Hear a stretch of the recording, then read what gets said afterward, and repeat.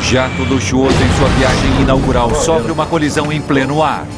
Declara emergência. Temos a extremidade da asa. O avião perdeu parte da asa. Ficou claro que estávamos com problemas enormes. Vamos A cair. tripulação luta para aterrissar o avião seriamente avariado. 600X Raio Lima declarando emergência. Mas os problemas não terminam ao aterrissarem. A tripulação é detida e interrogada pela polícia. De alguma forma, esse pequeno avião deu início à mais séria crise na história da aviação brasileira.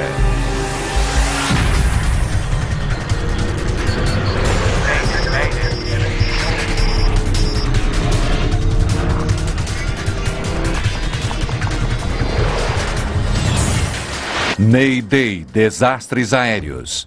Essa é uma história real, baseada em relatórios oficiais, gravações das conversas na cabine e relatos de testemunhas. O acidente da Gol.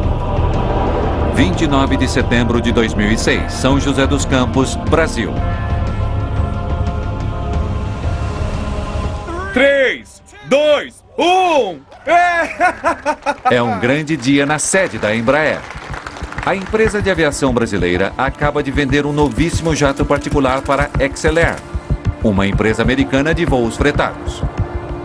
Custo: 25 milhões de dólares.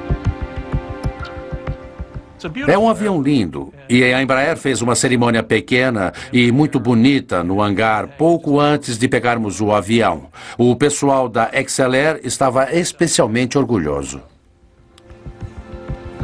O Legacy é um jato regional modificado. A cabine foi reprojetada visando o conforto e ele pode acomodar até 13 pessoas. Em seus primeiros 4 anos de serviços, a Embraer entregou quase 100 desses requintados jatos executivos. A XLR usará o jato para transportar clientes no mundo todo. Mas primeiro, a empresa precisa levar o avião até os Estados Unidos. Joseph Lepore e Jan Palladino estarão nos controles na viagem inaugural do jato.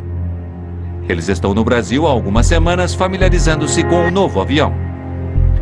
Joe Shark é repórter do The New York Times e ganhou uma carona para casa. Estávamos basicamente entregando um avião e eu era um carona. Eles haviam gentilmente me convidado.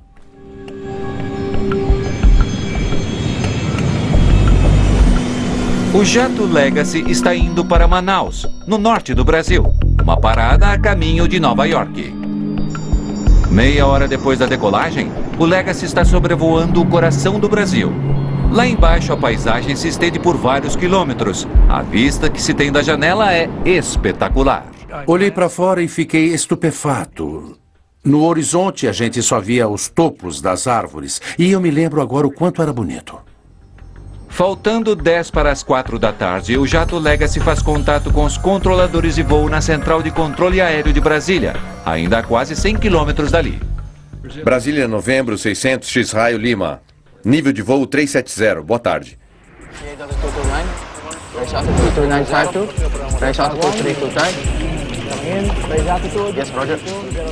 75% do controle de tráfego aéreo do país são feitos por controladores nessa sala. De tráfego seja superior a todos os outros centros de controles. Um dos muitos aviões que eles irão acompanhar hoje é o jato Legacy. Todos os voos controlados pelo controle de tráfego aéreo de Brasília aparecem em telas de computador como pequenos círculos, movendo-se na direção do avião. O computador também mostra as altitudes real e planejada dos aviões. Novembro 600X Raio Lima. Escolca idente. Entendido. Palladino envia um sinal que os controladores usam para confirmar que os dados em sua tela estão vindo de um determinado avião. Vigilância de radar.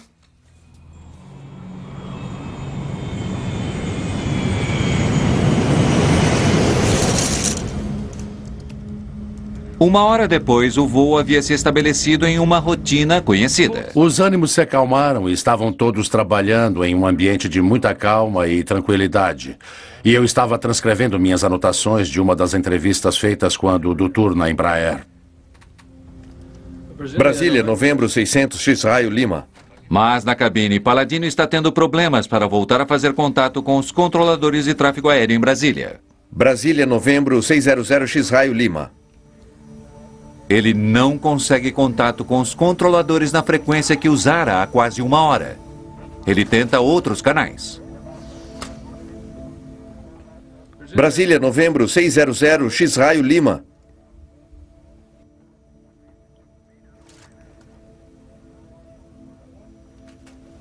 Brasília, novembro, 600 X-Raio Lima. Depois de 12 tentativas, Palladino finalmente entra em contato com o controle de tráfego aéreo de Brasília. Dessa vez com um controlador diferente que lhe fornece as frequências de rádio para contato futuro. 7. Contate 1, 2, 3, decimal 3, 2. Se não conseguir, 1, 2, 6, decimal 4, 5. Não entendi os últimos dois. Diga a frequência mais uma vez para novembro, 600 X-Raio Lima. O Legacy perde o contato por rádio mais uma vez. Brasília, novembro, 600 X-Raio Lima.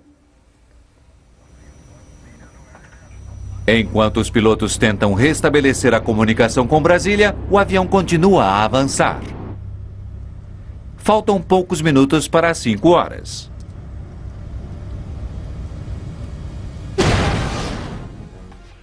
De repente, houve o barulho mais alto que já ouvi na minha vida. O choque em si pareceu afetar cada átomo do meu corpo. O que foi isso? Apenas pilote o avião. Declara emergência. Vocês aí atrás, sentem-se. Ninguém sabe ao certo o que aconteceu ao jato. Mas quando Joe Shark olha pela janela, ele fica aturdido com o A que vê. extremidade da asa fora arrancada, estava acerrilhada, parecia ter sido mastigada. E estava claro que o problema era realmente sério. Ralph Michele, vice-presidente da XLR, corre até a janela para ver os danos. Perguntei ao Ralph qual a gravidade e ele olhou para mim e disse, é sério. Como tem mais experiência com esse tipo de avião, o copiloto Palladino assume o controle do jato avariado. Deixe-me pilotá-lo, tudo bem? Estamos descendo, quero descer. Certo, é seu, A tripulação ainda não consegue contato com os controladores. Novembro 600 X-Raio Lima declarando emergência. Temos a extremidade da asa. Não! Droga. Toda a extremidade da asa do Legacy está se rompendo. Isso afeta o fluxo de ar e está dificultando o controle do avião. Como está indo? Tudo bem? À medida que o avião começa a descer, os passageiros na parte de trás estão preocupados com o fato dos danos à asa estarem se agravando. Nossa principal preocupação era aquela asa. Ela havia sido tão atingida que sua integridade estrutural estava obviamente ameaçada. A extremidade estava se separando. Com tamanho dano à asa, os pilotos não podem virar bruscamente. Se houver uma tensão muito grande, a asa poderá ser arrancada. Estávamos em uma situação em que achávamos que íamos morrer. Eu pensei em minha esposa e pensei, bem certo, uma coisa que eu posso fazer é escrever um bilhete para minha mulher. E foi o que eu fiz. Eu peguei meu caderno de anotações e escrevi um pequeno bilhete dizendo que eu a amava. Bem, simplesmente dizendo o que eu conseguia. O Amazonas é um lugar terrível para se aterrissar um avião. Tudo que se vê é uma floresta densa. Não há nada lá embaixo, a não ser árvores. E eu pensei, onde é que eles vão aterrissar esse avião? Droga! No ar, há poucas horas, em sua primeira viagem, o jato seriamente danificado está caindo. O voo de Palladino e Lepore logo será analisado e discutido em todo o Brasil. O veredito contra eles será duro. Por favor, responda novembro 600 X-Raio Lima. Voltaremos a seguir com Desastres Aéreos no Nat Geo. Desastres Aéreos no Nat Geo. A tripulação do jato Legacy busca desesperadamente um lugar onde aterrissar seu avião avariado. O comandante Joseph Lepore encontra uma pequena base militar em seu mapa. Novembro 600 X-Raio Lima, temos uma emergência. Relate sua emergência. Novembro 600 X-Raio Lima declarando emergência. Temos de aterrissar em Sierra Bravo. Charlie, esse aeroporto é seu. Afirmativo. Achar um aeroporto foi um golpe de sorte, mas os problemas da tripulação estão longe de terem chegado ao fim. Agora eles precisam aterrissar com segurança o avião avariado. Palladino e Lepore não conseguem configurar seu avião para uma aterrissagem de rotina. Estender flaps para aproximação de pouso. No 9. Aterrissar. 9. A ação de estender os flaps aumenta o tamanho das asas. Como uma asa maior pode gerar maior sustentação, os pilotos podem diminuir a velocidade para aterrissar. Tudo bem. Ótimo. Tendo o avião já tão danificado, a tripulação não quer colocar muita pressão sobre a asa. Eles não poderão estender seus flaps senão no último minuto. Terão de aterrissar mais rapidamente do que de costume. Todos sentados aí atrás. Eu vi aquelas árvores ao nível do solo, parecia um filme com um daqueles cenários de fundo se movendo. E eu pensava, espero que essa pista não acabe. Segura. Paladino freia com força. Ótimo. Ótimo. Mantenha-se. Segura. Então, finalmente, o avião começa a diminuir a velocidade.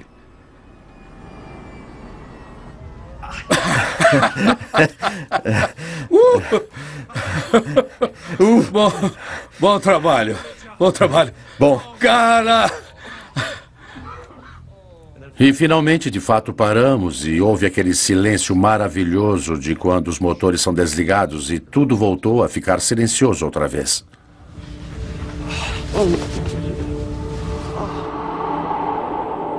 Durante mais de 25 minutos, o jato executivo havia voado sem parte de sua asa. A cauda do avião também fora avariada.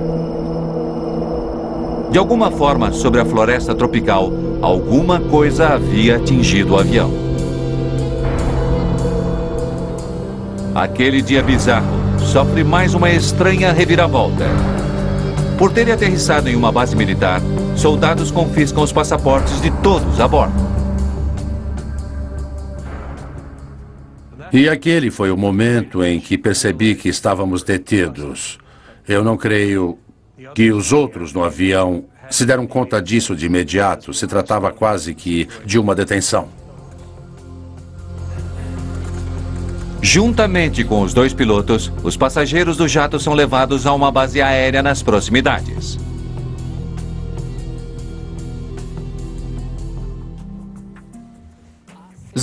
Altitude 00. A emergência a bordo do jato Legacy provocou tumulto na central de controle de tráfego aéreo em Brasília. Mas esse não é o único problema que os controladores estão enfrentando. Um outro avião que eles estão esperando ver não apareceu. O voo 1907 da Gol deveria estar no radar em Brasília. O avião desaparecido é um Boeing 737 com 154 pessoas a bordo. Ele está voando há 2 horas e deveria estar se aproximando de Brasília. Mas os controladores em Brasília não conseguem encontrar qualquer sinal daquele avião. Manaus, não há Gol algum aqui conosco. Não há Gol algum. Ele está a caminho. Eles verificam o status do avião com os controladores em Manaus que contataram o avião pela última vez. Eu pedi para encerrar a instrução, porque além de ser instrutor, eu sou supervisor também, mas no dia eu estava como instrutor. Em meio ao Amazonas, aqueles que estavam no jato da XLR também se esforçam para descobrir o que aconteceu. Batemos em alguma coisa, cara. Isso é tudo que eu sei. Talvez um condor. Você está brincando. Estávamos a 11.100 metros. Quem sabe um jato militar?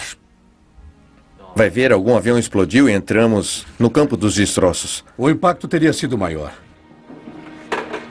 Enquanto tentam juntar as peças dos estranhos acontecimentos daquele dia, o grupo recebe uma notícia terrível. Um voo da Gol caiu. É o avião que está desaparecido. Eu acabei de ouvir que um 737 caiu na Amazônia, perto do rio Amazonas. O quê? Aquilo foi terrível e, na hora, o mundo todo mudou. Joe e Jan ficaram chocados. Eu não creio que eu tenha visto 2 homens mais angustiados. O voo da Gol cair exatamente onde o Legacy perdera parte de sua asa. Não podia ser uma coincidência.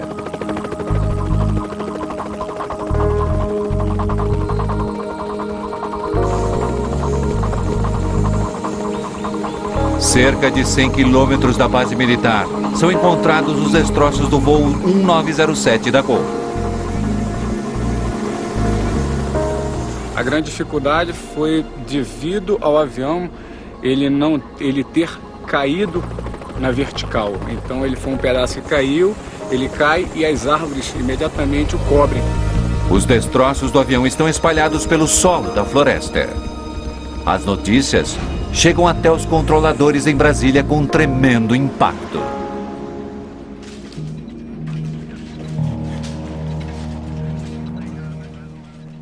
Eles perceberam que o que de pior poderia acontecer no controle de tráfego aconteceu.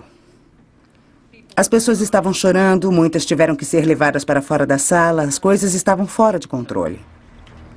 Nos próximos dias, tropas se movimentam até o local do acidente da Gol. A floresta fechada dificulta seu avanço.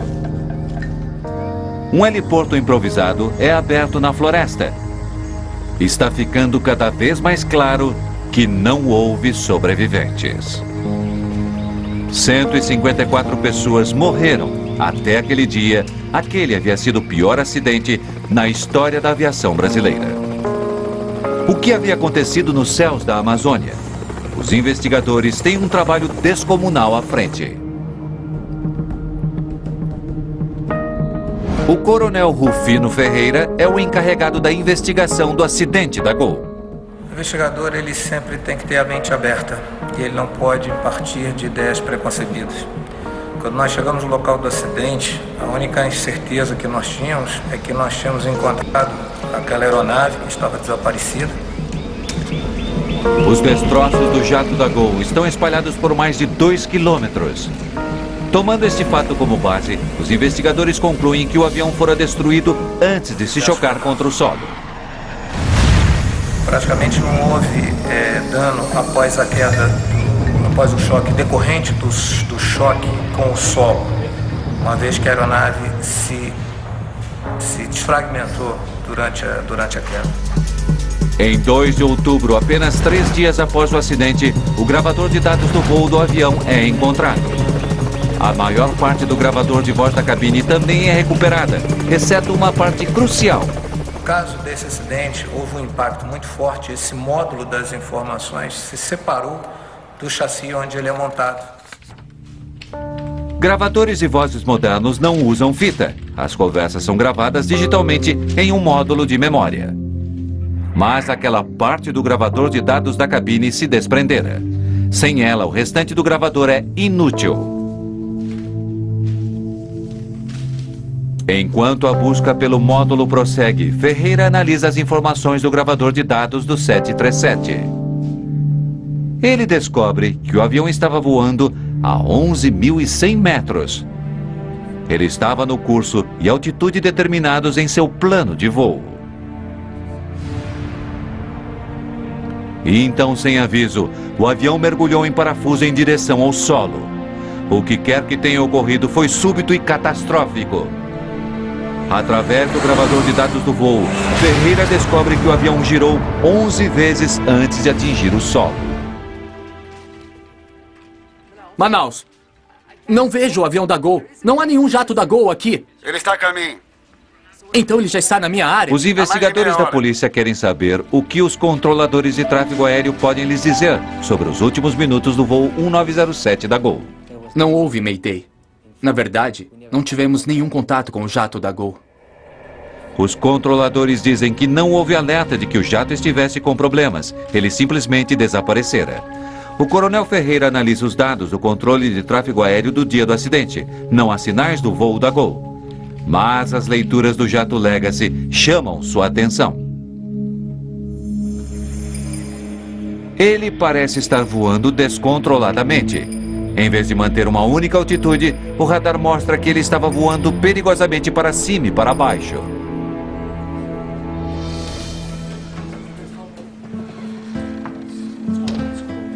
Talvez os pilotos do jato particular estivessem testando seu novo avião, subindo e descendo rapidamente. Eles podem ter colidido com o jato da Gol devido à imprudência de seu voo. Quando os jornais do país põem as mãos naquela informação, ela é notícia de primeira página. A população achava injusto que um avião menor tivesse conseguido fazer um pouso de emergência e que o avião maior, com 154 pessoas, tivesse caído no Amazonas matando a todos. Nem Lepore e nem Paladino são acusados oficialmente. mas ficam confinados em um quarto de hotel no Brasil durante o andamento da investigação.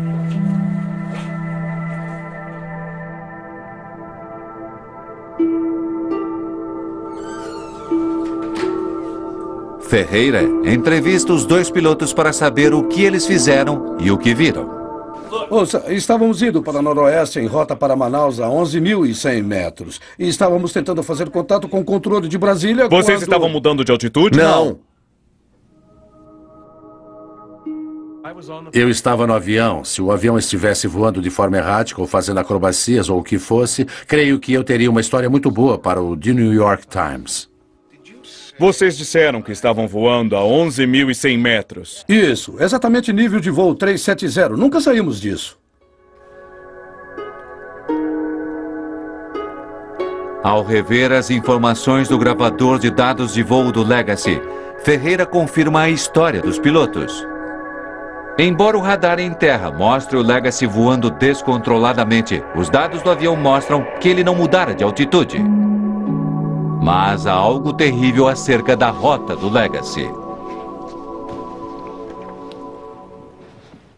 O jato executivo estava voando para o norte, para Manaus.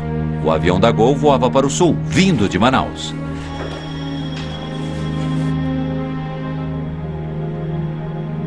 Ferreira descobre que os dois aviões estavam voando na mesma altitude, 11.100 metros. Ele faz uma descoberta estarrecedora. Por alguma razão, os dois aviões estavam em rota de colisão. Normalmente o tráfego aéreo é direcionado ao longo de corredores específicos nos céus. Estes corredores são essencialmente rodovias no ar. Mas aviões que viajam em direções opostas devem manter uma distância de pelo menos 300 metros um do outro. O sistema de aerovias, por exemplo, entre Brasília e Manaus é bastante simples. Ele funciona mantendo os aviões voando em direção ao norte em níveis regulares e os aviões em direção ao sul em níveis irregulares. Mas, de alguma forma, o jato Legacy e o Gol 747 estavam voando na mesma aerovia em direções opostas. Durante vários minutos, eles foram diretamente em direção um do outro. Parece cada vez mais provável que os dois aviões tenham colidido.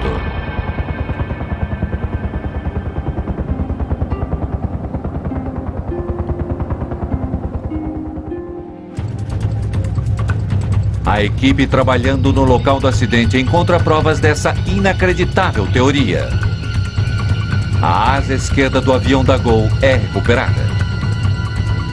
Os investigadores descobrem que mais ou menos na metade, a asa está nitidamente cortada de fora a fora. Nenhum dos outros destroços está cortado dessa forma. A natureza precisa do corte revela aos investigadores que esse não foi um dano provocado pelo impacto com o solo. Então, o dano na asa esquerda realmente é muito conclusivo no aspecto de ter sido causado pelo choque com a outra aeronave. A asa seriamente danificada teria levado o 737 a um mergulho em espiral. Os pilotos não teriam tido como controlar isso. O súbito movimento em espiral teria desintegrado o avião. Esse é o motivo para os destroços estarem espalhados por uma área tão grande. Na asa danificada do Legacy, Ferreira encontra a prova mais conclusiva de que houver uma colisão. Foram encontradas marcas muito pequenas de uma tinta que poderia ser considerada como da cor da aeronave, da Gol. Juntos, os aviões tinham uma velocidade combinada de 1.600 km por hora. Naquela velocidade, a extremidade da asa do pequeno jato cortara facilmente o 737. Agora o coronel Ferreira compreende o que provocou a queda do jato da Gol, mas ele não sabe o porquê. Como os dois jatos ficaram no mesmo espaço aéreo sem que ninguém notasse. Voltaremos a seguir com Desastre.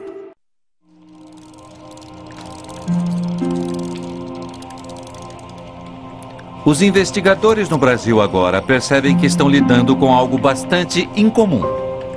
Uma colisão no ar é um caso raro na aviação e não deveria ter ocorrido com dois jatos bastante novos e modernos. A situação fica ainda mais complicada quando os investigadores analisam um documento crítico, o plano de voo do Legacy.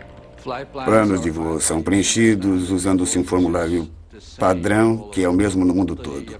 No formulário consta um número do voo, assim como o nível de voo ou altitude solicitados. Segundo esse documento, ao colidir com o avião da Gol, o jato executivo não deveria estar a 11.100 metros de altitude.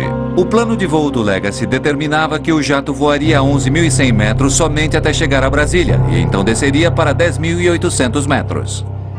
Mas a colisão ocorrera a 850 quilômetros a noroeste de Brasília, bem além do ponto no qual o Legacy deveria ter descido.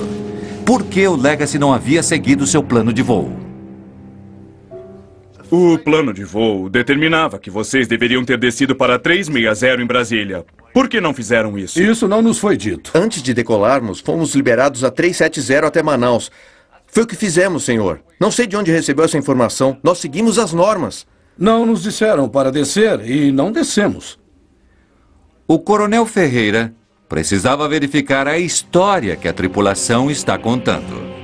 Ele quer saber exatamente o que os controladores disseram quando eles decolaram de São José dos Campos. Novembro 600 X-Raio Lima. Permissão do controle para Manaus. Nível de voo 370. A última instrução para o Legacy foi para que ele voasse até Manaus a 11.100 metros. Os pilotos seguiram aquelas instruções, ainda que fossem diferentes das de seu plano de voo. O controle de tráfego aéreo sempre pode desviar o plano de voo de uma aeronave por ter melhor conhecimento da situação real do tráfego. Deixando Manaus, o jato da Gol também foi liberado para voar a 11.100 metros. Controladores em extremidades opostas do país atribuíram a dois aviões a mesma altitude de voo. No momento que nós tivemos a certeza de que ambas aeronaves estavam voando no mesmo nível 370, nós descobrimos que haveria muita coisa a ser averiguada também da parte do controle de tráfego aéreo. Ferreira volta sua atenção para as conversas entre os controladores em Brasília e o jato Legacy. O gravador de voz da cabine do Legacy fornece aos investigadores detalhes surpreendentes do que aconteceu no jato particular. O novíssimo jato Legacy tem um gravador de primeira linha que registra 2 horas de conversa. O CVR para nós realmente foi talvez a peça mais importante para colher todos os dados que levaram a esse acidente. Novembro 600. Faltando 10 minutos para as 4 horas, a tripulação recebe ordens para mudar a frequência do rádio e entrar em contato com o controlador que monitora seu voo. Mude a frequência para 12505, senhor. Desculpe, 12505, bom dia. Bom dia. Nesse ponto, o jato Legacy está se aproximando de Brasília, mas a tripulação não recebe quaisquer instruções relativas à sua altitude.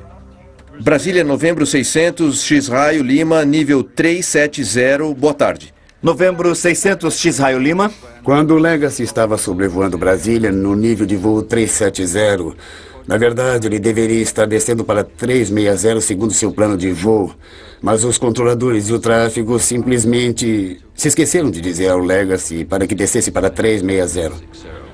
Os pilotos deduziram que deveriam permanecer a 11.100 metros. Não, nenhuma aeronave deve mudar sem ter recebido instruções do controle de tráfego aéreo. Para descobrir por que os controladores não haviam fornecido aquela instrução vital, o coronel Ferreira analisa mais atentamente a tecnologia usada para monitorar o tráfego aéreo no Brasil. Você poderia chamar a tela do jato Legacy para mim? Na tela radar, nós recebemos a informação de velocidade, altitude e o transponder, que é o modo alfa, que nós chamamos, que é o código transponder da aeronave para a identificação de cada aeronave. A cada voo é atribuído um código individual que ajuda os controladores a rastreá-lo. Abaixo dele há 2 números separados. O da esquerda se refere à real altitude do avião. O da direita, a altitude na qual o avião deveria estar, segundo seu plano de voo. Então aqui, o número muda para 360. Quando o jato Legacy passava sobre Brasília, o número da direita, a altitude planejada, mudou. O sistema computadorizado o atualizou automaticamente. Segundo o plano de voo, nesse ponto o avião deveria descer para 10.800 metros, 360. Pelo que sei, somente o sistema de controle de tráfego aéreo brasileiro está usando esse tipo de projeto. Em outras partes do mundo, essa atualização é feita manualmente. O computador mudou um único número que levou a um erro crítico. Sem muita experiência com o sistema computadorizado, o controlador confundiu a nova altitude planejada com a altitude real do avião.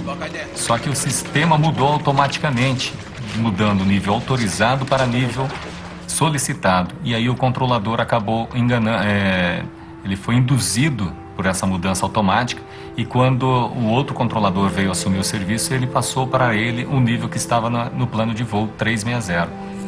Investigadores da polícia conversam com o controlador que estava de plantão quando o número mudou na tela. Logo depois disso, eu saí para um intervalo e Lucivando me substituiu.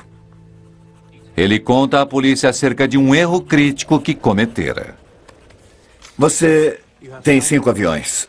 O Legacy está a 360. Antes de ir embora, ele passou seus voos para um outro controlador, dizendo a ele onde ele achava que o Legacy estava voando. Eu acreditava que estivesse a 360. E foi o que eu disse. O controlador que estava no momento da colisão, ele tinha recebido a informação que a aeronave estava no 360. Mas, na verdade, o jato estava voando 300 metros mais alto, bem na rota do voo da Gol. O coronel Ferreira analisa as transcrições das conversas a bordo do Legacy e descobre que a tripulação estava tendo suas próprias dificuldades durante o voo. Quanto mais, rapazes? Essa é uma boa pergunta, Ralph.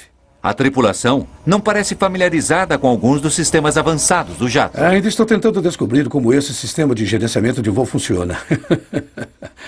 Onde está o que nos dá o tempo total? Minha impressão é que os pilotos estavam tentando aprender sobre os sistemas de seu avião durante o voo. Os investigadores também descobrem uma falha na comunicação. Brasília, novembro, 600, X-Raio, Lima, nível de voo 370, boa tarde. Novembro 600, X-Raio, Lima. Depois de uma breve conversa entre o jato Legacy e o controle de tráfego aéreo de Brasília, o coronel Ferreira percebe uma coisa extremamente incomum. Vigilância de radar? Durante quase uma hora, os pilotos do Legacy não falam com ninguém em terra. Brasília, novembro, 600, X-Raio, Lima. Paladino realmente tentou contato com o controle em terra, mas não conseguiu. Brasília, novembro, 600, X-Raio, Lima. Ele então tentou as frequências de backup, listadas em seus mapas de navegação. Brasília, novembro, 600, X-Raio, Lima. Seu único contato, uma única mensagem truncada. Desculpe, diga a frequência mais uma vez para novembro, 600, X-Raio, Lima.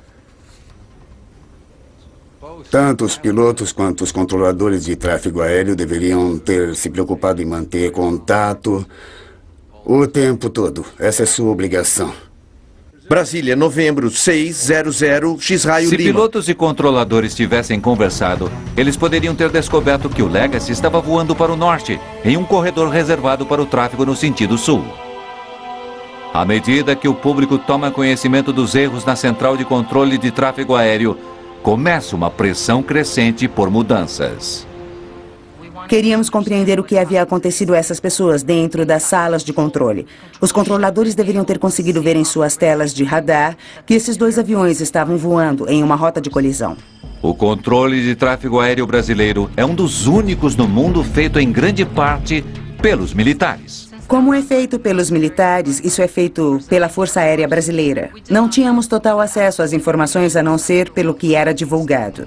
À medida que os controladores são acusados, muitos deles apontam histórias de excesso de trabalho e treinamento falho. Eles reclamavam que não eram bem treinados no inglês, o idioma internacional na aviação. E também se queixavam sobre seus equipamentos. Na verdade, o controlador que transmitiu errado a altitude do Legacy fazia esse trabalho há apenas 1 ano. Uma importante peça do quebra-cabeça ainda está faltando. Os investigadores ainda não sabem o que aconteceu durante os minutos finais do voo da Gol. Soldados têm vasculhado a floresta amazônica com detectores de metal em busca do módulo de memória desaparecido do avião.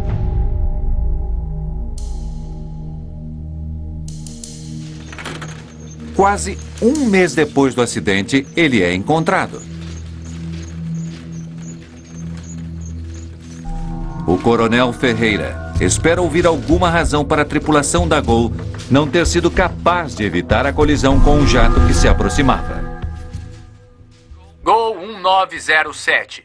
Contate o controle de tráfego em Brasília. Em 125.2. Tenha um bom voo. Muito obrigado, Brasília. 125.2, Gol 1907. Não há quaisquer alarmes antes da colisão. Nenhum alerta de que eles estivessem voando diretamente na direção do outro jato. Os pilotos confiam nos controladores de tráfego aéreo para manter outros aviões fora de seu caminho. Eles passam grande parte de seu tempo monitorando seus instrumentos e não o céu à sua frente. Na velocidade em que voavam, teriam de desviar o olhar só por alguns segundos para não ver um avião se aproximando. Foi um voo onde não houve problemas de comunicação, não houve nenhum desentendimento entre a tripulação e as mensagens dadas pelo controle de tráfego aéreo. Fique calmo! Após a colisão, foram surpreendidos, não tiveram ideia do que tinha ocorrido com a aeronave e lutaram até o final como profissionais para manter a aeronave, para recuperar o controle da aeronave. Durante menos de um minuto, os pilotos lutaram para controlar o avião, mas não houve nada que pudessem fazer. Fique calmo! Mas por que não houve nenhum aviso? Os dois aviões estavam equipados com um recurso de segurança projetado para evitar exatamente esse tipo de acidente. Agora, Ferreira precisa descobrir por que aquele sistema falhou. No início da investigação, imagens estranhas de radar sugeriam que os pilotos do Legacy estavam voando desordenadamente sobre o Amazonas. Agora, tais suspeitas desapareceram. Entretanto, Ferreira revê os dados flutuantes do radar para compreender por que nenhum dos aviões soube que o outro vinha em sua direção. Veja, a altitude é muito significativa. Para tentar entender essa última peça do quebra-cabeça, o coronel Ferreira volta à tela do radar que os controladores de voo viram no dia do acidente. Em vez de exibir apenas a altitude esperada e a altitude real, a tela mostra também a letra Z entre elas. O Z na tela do controlador de tráfego aéreo indica que o avião que ele está vendo perdeu o seu transponder.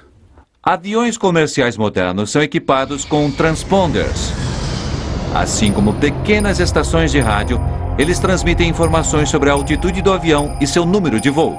Essas informações são recebidas por computadores em terra e são imediatamente exibidas nas telas dos controladores de tráfego aéreo. Em Brasília, se o transponder falha, o chamado radar primário é acionado imediatamente. Sinais em terra são enviados, atingem o alvo e voltam.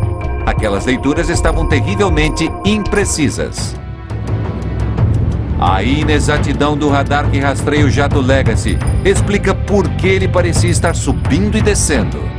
Os investigadores descobrem que o transponder não estava enviando sinais durante mais de 50 minutos antes do acidente. Mas os controladores não avisaram os pilotos, talvez porque não tenham percebido a mudança sutil.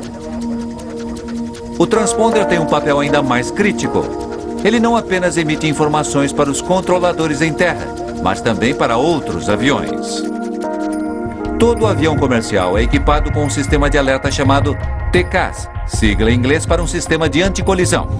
O TCAS capta um sinal do transponder de um avião que se aproxima e emite um alerta se ele estiver perto demais. Se o transponder de um dos dois aviões não estiver acionado, isso já será o suficiente para que o sistema não funcione. O que foi isso? Ferreira descobre que o transponder do Legacy estava funcionando no início do voo e depois da colisão. Mas durante mais de 50 minutos críticos, ele permaneceu silencioso. Colisão.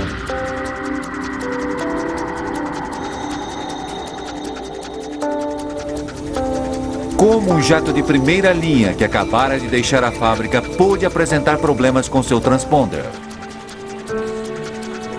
Os investigadores examinam o transponder do jato Legacy.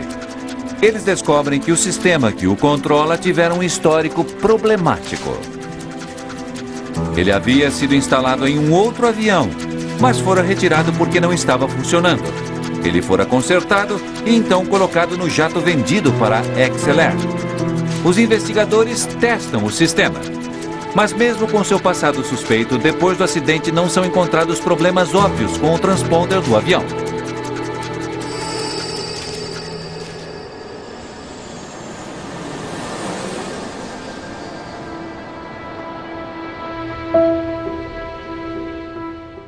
Esse é o layout agora do jato Legacy padrão. O coronel Ferreira percebe algo potencialmente perigoso em relação ao projeto da cabine do Legacy. Se um piloto usar o descanso de pés do avião durante o voo, seus dedos poderão entrar em contato com os botões do transponder. Me mostra como é no modo standby. O piloto não perceberá facilmente quando o transponder estiver em standby. Não há alarme? Uma pequena luz amarela de alarme é a única indicação de que o transponder não está ligado. Os pilotos não perceberam a falha porque a luz não está ligada ao alarme central do sistema de alerta.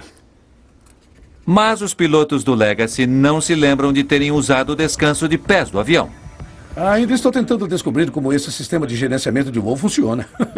Os investigadores suspeitam que um dos pilotos possa ter desligado o transponder acidentalmente. No momento, o cenário provável é de ter ocorrido um desligamento involuntário por parte de algum dos tripulantes quando tentava se familiarizar com os equipamentos de bordo.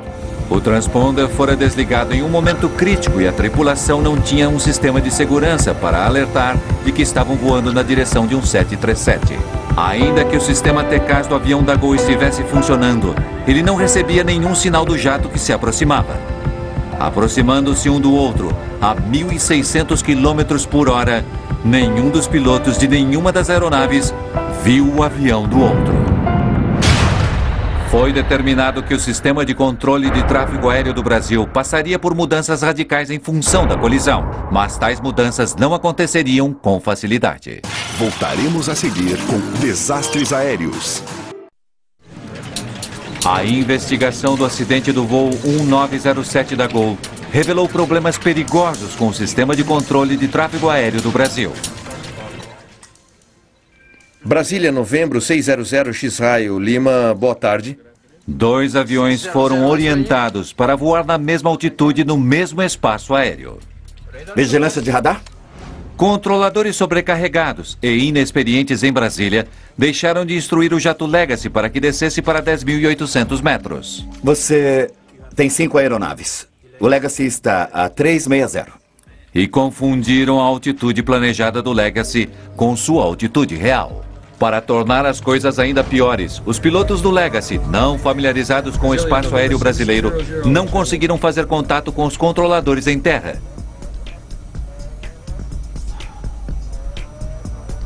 E de alguma forma, o transponder que transmite sua localização nos céus ficou silencioso. E os controladores em Brasília não perceberam.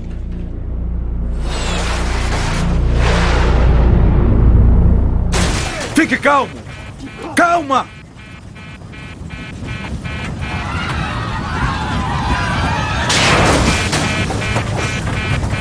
Calma!